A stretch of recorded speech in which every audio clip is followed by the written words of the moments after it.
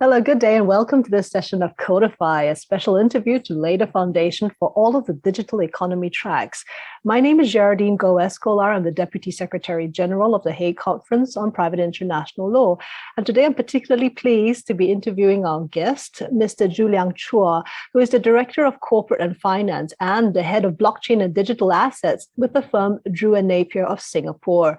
Among many notable memberships and appointments, Tju-Liang is the General Counsel of the Ethereum Foundation, which many in our audience will recognize as the entity supporting the growth of the Ethereum blockchain. Tju-Liang, would you like to just perhaps tell us quite quickly about your background and in particular what drew you into the world of blockchain and digital assets? Hello, everyone. It's an honor to speaking with all of you at CODIFI.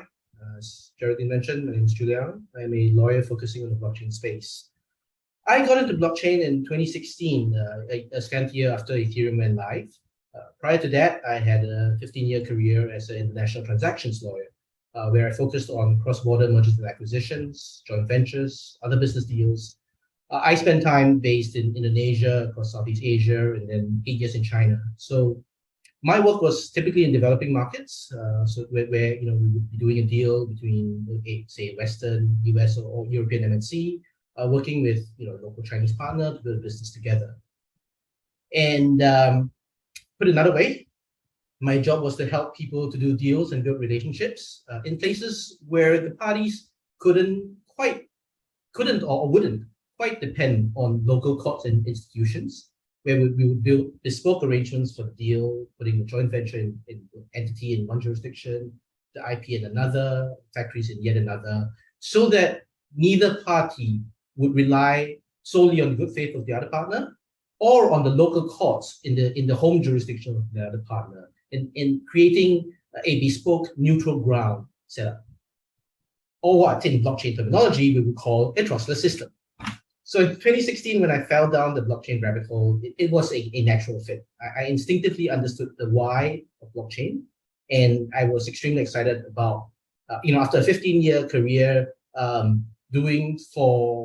building bespoke arrangements for MNCs with the ability to access high-priced lawyers and accountants. I'm extremely excited about our mission of bringing that to the wider world. And I think that's the short story.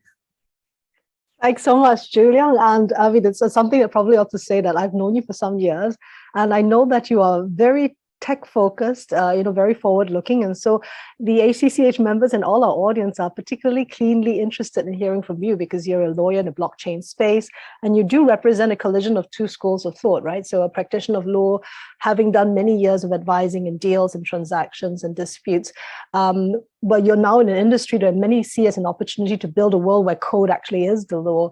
So I think the conversation that we'd like to have with you today is how we can explore these big ideas about Web3 or look into existential questions for both Web3 and legal professionals.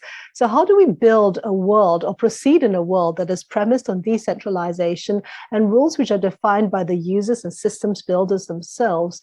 Now, of course, we do international law, and that by its definition is international, so in between countries. So I'd like to understand your vision for how distributed ledger technology brings us into a future where we strike a balance between legal certainty, business innovation, and how do we create a viable and beneficial use case for DLT while protecting the public as well. So perhaps let's start with some real basics from your point of view. Now, in your specialized role as General Counsel of the Ethereum Foundation, how would you describe distributed ledger technology, particularly to non-legal or non-technical audiences? Well, I mean, I have to start with a disclaimer. Whatever I'm about to say is my personal opinion, and not that of the firm or the foundation or the organization I'm affiliated with. And frankly, as General Counsel of the Ethereum Foundation, I rarely have to explain distributed ledger technology to audiences who don't already understand the basics of it. But I do have plenty of that opportunity in my personal life, where everyone always has a question about the underlying basics. And I do find that a story tends to help rather than terminology, which will tend to confuse. And so I start with telling a story so Gérardine, we have lunch together, and I didn't bring my wallet, so I borrowed $10 from you to pay for lunch. So in the first time we have lunch at about $10, we don't write it down. A month later, you ask for the $10 back, and I have also conveniently forgotten about that, and say, what $10? So a month later, we have lunch. I borrow $10 from you again. You kind and generous soul, and this time, of course, you ask me to write it down, and so I write down, Tju-Liang borrows $10 from Gérardine. Then I go home and erase or change the record. And so a month later, when you ask, well, can you pay me back the $10? I say, yes, I don't see any $10 in my record. So clearly, people instinctively therefore understand that where two parties do a deal together, one party keeping a record is not a reliable methodology. So what do we do next? Well, at the restaurant, the next time we do this again, I borrow $10 from you. And this time we say, well, let's ask the restaurant manager, can you come over and write down that I've borrowed $10 from you? And of course, why would he do that? What we do is that we decide, let's pay him $1 as a service fee. So he does, so, duly recorded, restaurant manager comes over, writes down in his book that, I borrowed $10 from you, everything's fine, we all head home. Now, being the crafty and dishonest person that I am, I go back to the restaurant that very night and say to the restaurant manager, here's $2. Please revise, or please erase that note that you wrote in the afternoon when we had lunch, and I'll pay you this $2, and we'll all be happy. I won't have to pay Gérardine the $10. So that's a centralized ledger, and that's the flaw of the centralized ledger. It's prone to bribery of that particular individual. So do we have any other alternatives? Well, the next time we have lunch, we announce to everyone in the restaurant that I borrowed $10 from you, and please would they write it down. Now, at the end of the evening, again, I decide that I'm going to try and bribe them to change the record. Except I realize I'm going to have to bribe at least half the people in the restaurant. I don't know who they are. I don't know where they live. I don't know how to contact them. And how would I coordinate with all of them without some of the news coming back to you? And so that, in essence, is a decentralized ledger. And that story, I find, neatly explains what a decentralized ledger is and why you might want to have one. Tju-Liang, that's a wonderful story that does very neatly explain it, except that I've never known you but to be very generous at lunch. Yeah, absolutely. I think that's actually a wonderful way of describing what the distributed ledger technology is. No, you of course say that you usually deal with technicians who actually already have basic understanding and comprehension of DLT and what Ethereum is built on, and I'm sure they have lunch with you without any issue. So I'd like to turn, if you wouldn't mind, to Ethereum Foundation's philosophy of subtraction. Now, the foundation, of course, plays the role of nurturing the ecosystem of the blockchain, and it funds the development of components of the Ethereum ecosystem. Now, how does this goal inform your approach to legal matters affecting the foundation and its partners? Well, largely, I think it's a philosophical approach that we are helping with together as part of the community. Building this decentralized ecosystem. And the last thing we want to do is to create a new center which defeats the entire purpose of a decentralized ecosystem.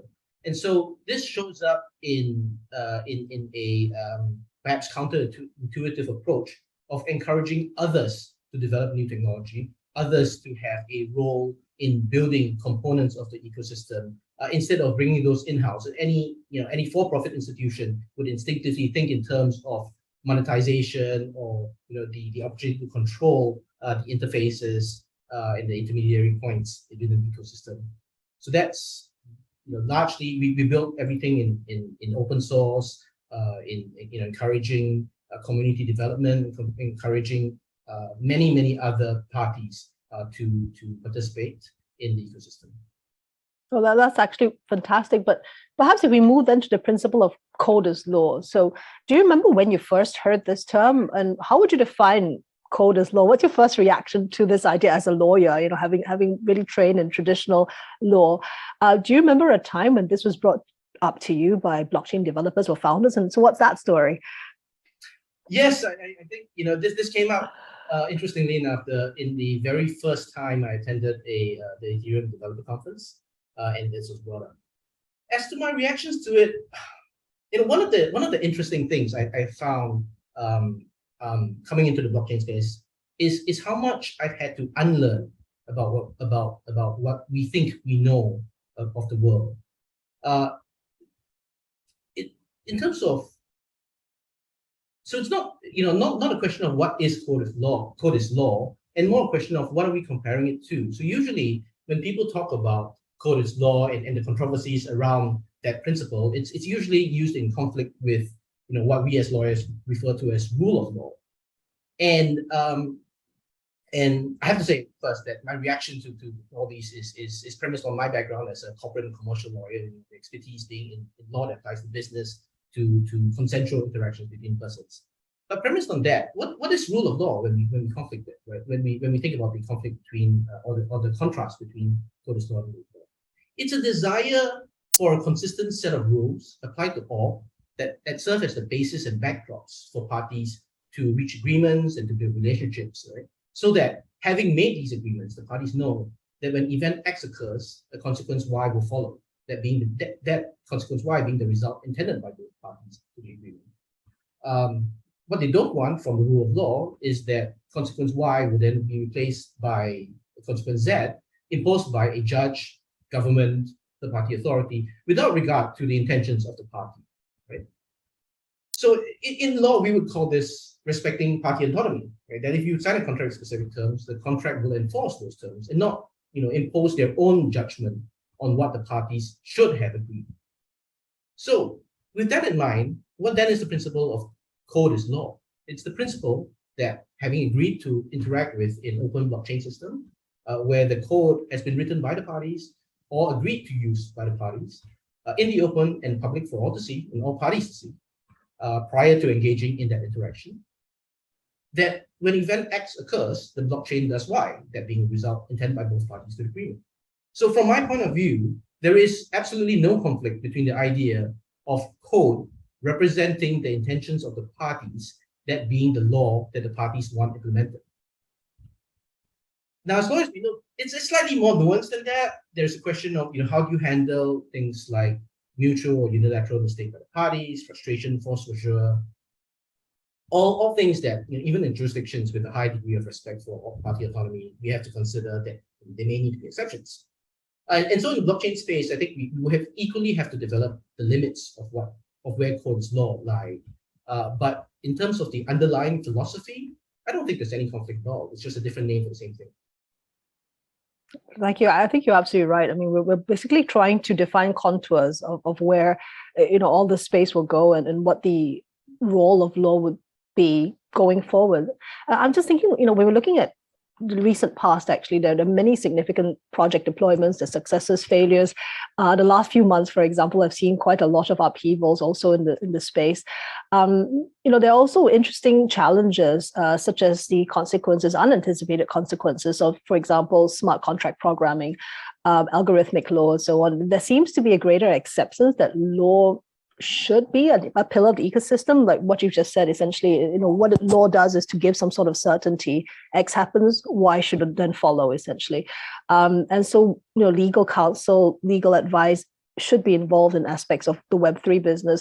Now, have you detected similar changes in participants' attitudes? So is the code is law thing something that started to evolve? Is it a remnant of the early days of excitement about Web3? Or do you think there's a shifting attitude as is some sort of indication to maturing of Web3?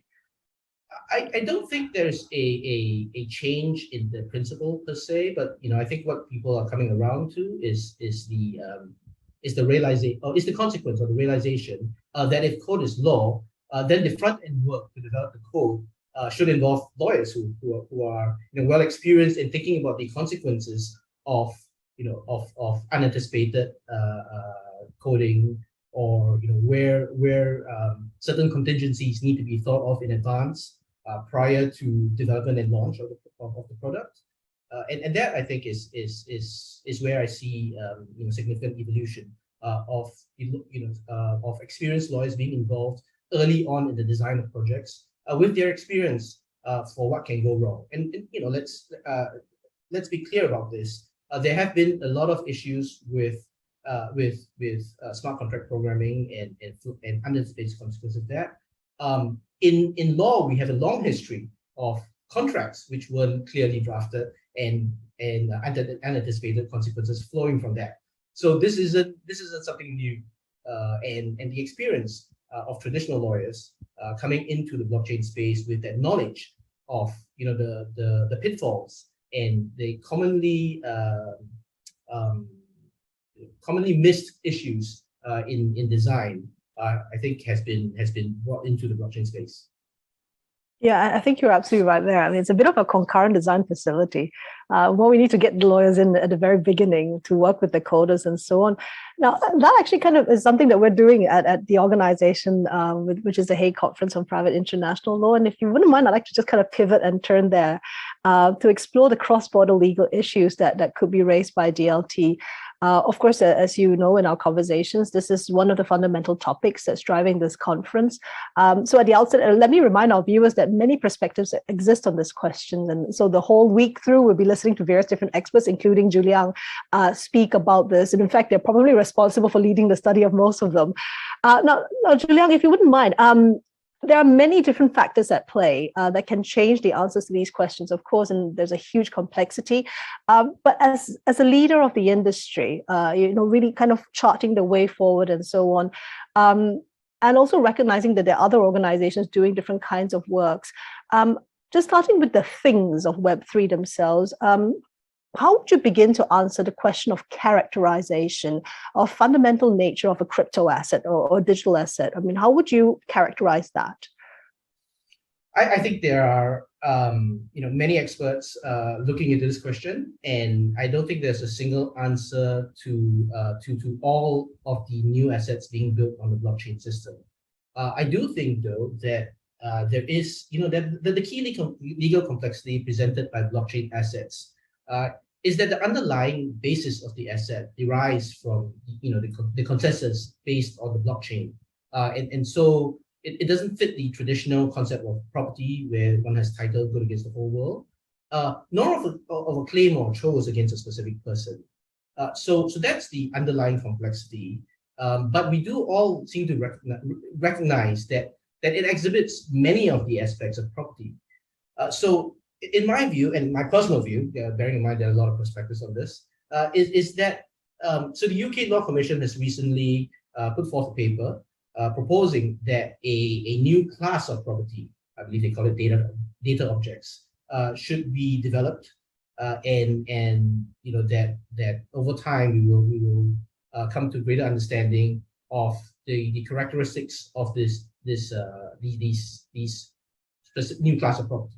Right? I do think that's a right approach, because forcing blockchain assets into our traditional taxonomy exclusively, right, is going to lead to poor results both in regulation of the blockchain assets, as trying to force the square peg of the blockchain assets into the round hole of traditional asset regulation, and in addition, it's going to distort future jurisprudence for traditional asset regulation.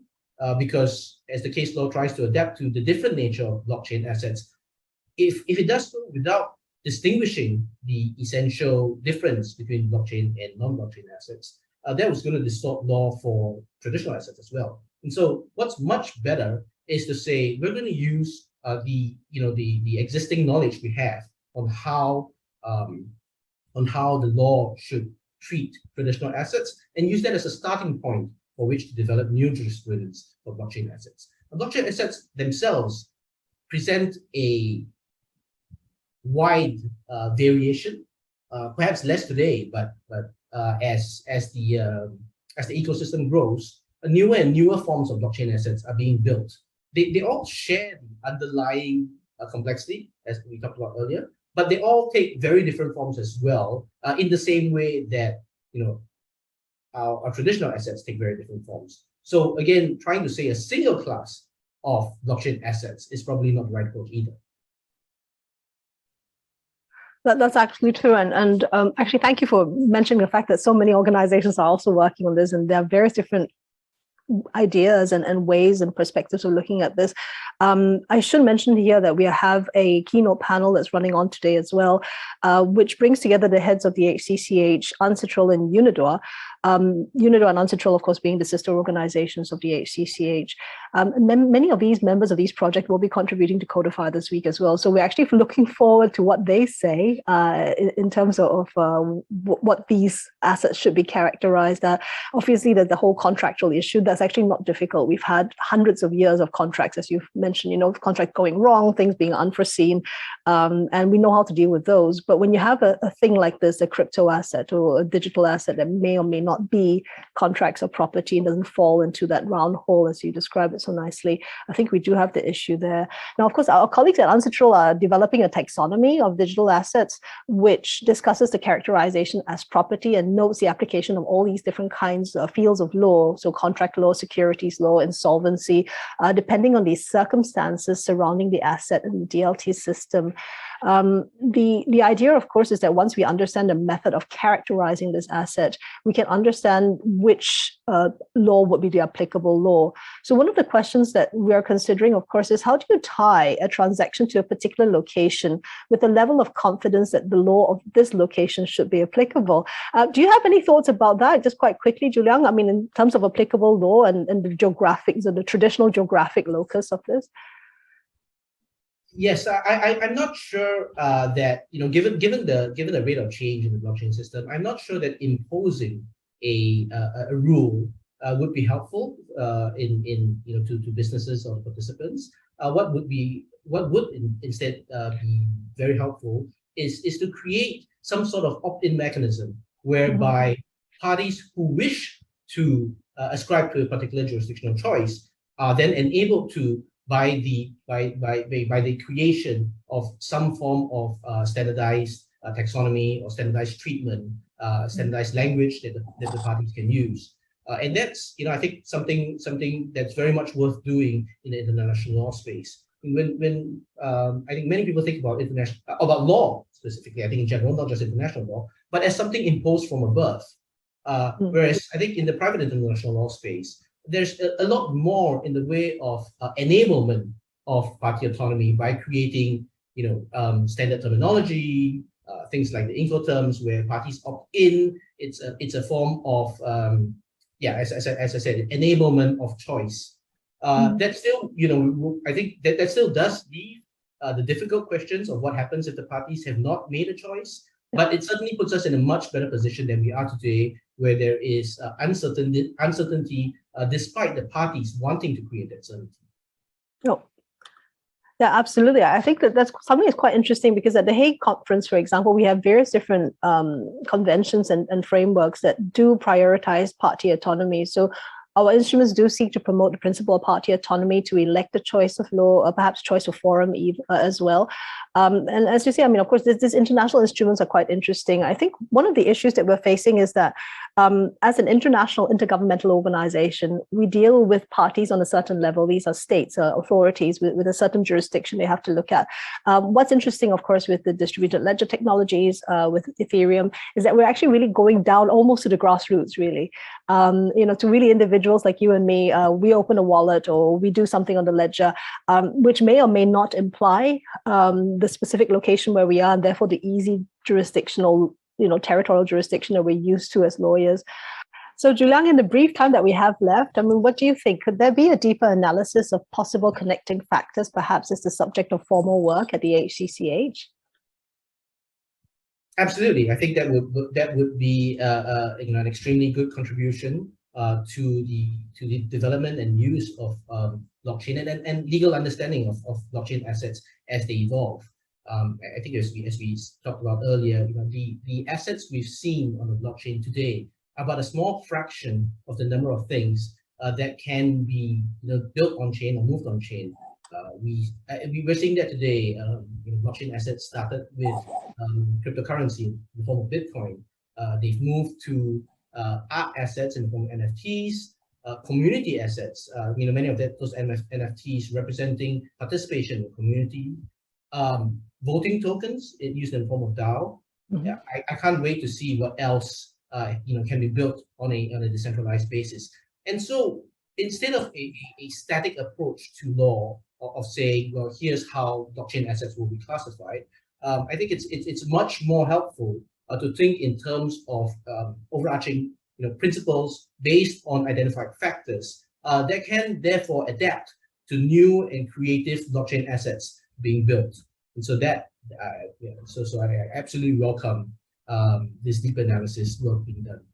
Well, that's fantastic news. I think we will probably focus more on the functional applications or functions and applications rather of DLT rather than the actual technology and things that will evolve quite quickly anyway.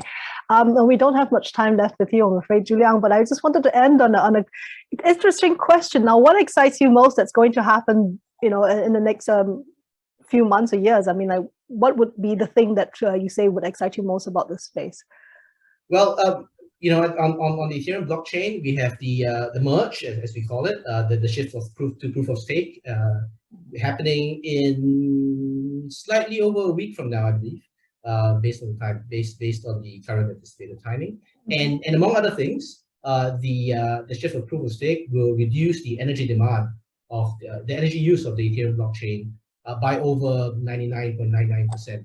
So a absolutely drastic reduction that ensures that the blockchain stays, that the Ethereum blockchain stays a very sustainable use of energy moving forward.